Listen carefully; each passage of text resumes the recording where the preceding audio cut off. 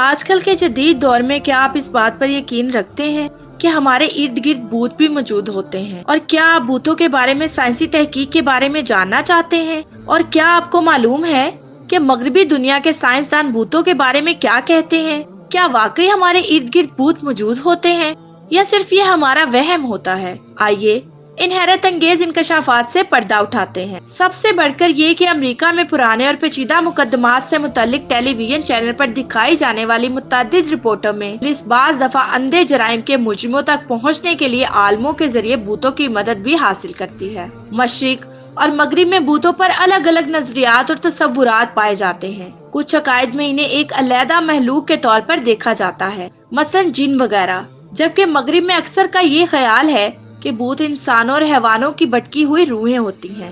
بھوتوں کا نظریہ یہ اتنا ہی پرانا ہے جتنا کہ انسانی تاریخ۔ کئی قبل از تاریخ کھنڈرات اور قدیم غاروں کی دیواروں پر بنی تصویریں یہ ظاہر کرتی ہیں کہ اپنے شعور کے ابتدائی دور میں بھی انسان بھوتوں پر یقین رکھتا تھا۔ دنیا بھر میں ایسے افراد بھی بڑی تعداد میں موجود ہیں جو انہیں دیکھنے یا ان سے ہم کلام ہونے کا دعویٰ کرتے ہیں۔ ان میں سے کئی ایک کا یہ بھی کہنا ہے کہ وہ بھوتوں کے ساتھ رہ رہے ہیں۔ بھوتوں پر ہالی ووڈ کی کئی کامیاب فلمیں ریلیز ہو چکی ہیں اور امریکہ اور یورپ میں ان پر کئی مشہور ٹیلی ویژن سیریل بھی دکھائے جا چکے ہیں۔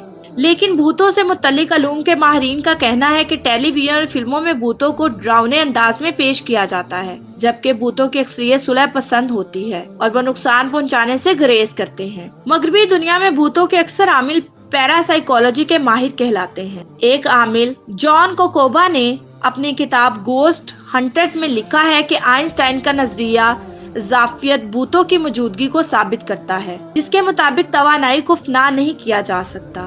وہ کہتے ہیں کہ روح توانائی کی ایک قسم ہے جو برقی مقناطیسی قوت کی صورت میں جسم میں رہتی ہے۔ جسم مر جاتا ہے لیکن روح نہیں مرتی کیونکہ وہ ایک توانائی ہے۔ جبکہ سائنسدانوں کا کہنا ہے کہ جس طرح جسم مٹی کے ساتھ مل کر مٹی ہو جاتا ہے، اسی طرح جسم میں موجود توانائی حرارت میں تبدیل ہو کر فضا میں تحلیل ہو جاتی ہے۔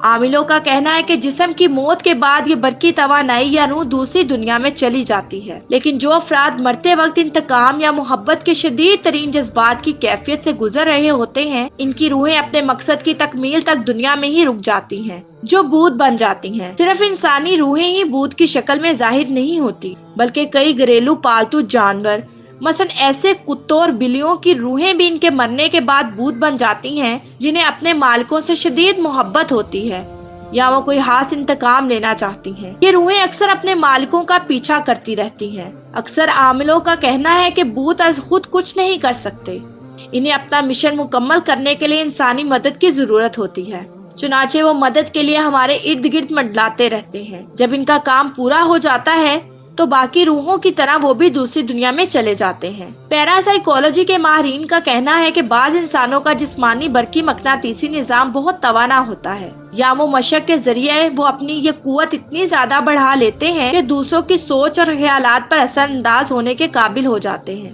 جس کی ایک نمایاں مثال ہپناٹزم اور ٹیلی پیتھی کے ماہرین ہیں۔ لیکن جب کسی غلطی کی وجہ سے وہ اپنی مقناطیسی لہروں کو کنٹرول نہیں کر پاتے تو وہ توانائی بھی بھوت کی شکل اختیار کر لیتی۔ پیرا سائیکولوجی کے ان ماہرین کو اپنے نظریے پر اتنا پختہ یقین ہے کہ وہ بھوت پکڑنے کے لیے سائنسی آلات استعمال کرتے ہیں، مثلا قطب نما برقی مقناطیسی لہروں کا کھوج لگانے والے میٹر، حرارت اور توانائی کی لہروں کی تصویر پر اتارنے والے کیمرے اور محسوس قسم کے اسکینر وغیرہ۔ لیکن وہ اپنا یہ ٹریڈ سیکرٹ نہیں بتاتے کہ وہ کس طرح بھوتوں سے ہم کلام ہوتے ہیں۔ بھوتوں کی تصویریں اور ویڈیوز بڑی تعداد میں یوٹیوب اور انٹرنیٹ کی کئی سائٹس پر موجود ہیں، لیکن سائنسدانوں کا کہنا ہے کہ زمین کے محسوس مقناطیسی میدان اور ماحولیاتی تبدیلیوں کی وجہ سے بعض مقامات پر ایسے چھوٹے چھوٹے برقی دائرے بن جاتے ہیں جو الیکٹرانک آلات پر بھوت کی شکل میں دکھائی دیتے ہیں۔ بھوتوں سے منسوب زیادہ تر واقعات قدیم اور متروک عمارتوں، کھنڈرات، اجاڑ اور ویران جگہوں، نیم تاریخ اور ٹھنڈے مقامات پر رونما ہوتے ہیں۔